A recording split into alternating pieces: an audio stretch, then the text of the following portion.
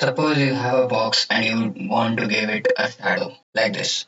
Let's see how we can achieve this. I have a container that is above width of 200 and height of 200. Just drag this container inside a physical model. Its default elevation is 0, so increase it and provide the shadow color. And inside the color property, just give the color of the background.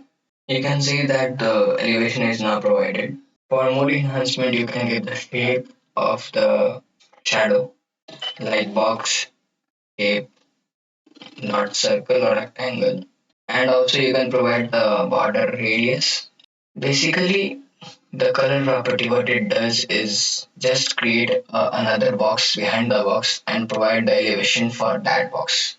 To see this, let's change the color with a transparent and hit save. Now you can see that the box is available.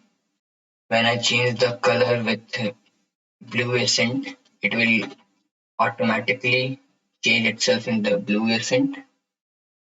So in this way, physical model works.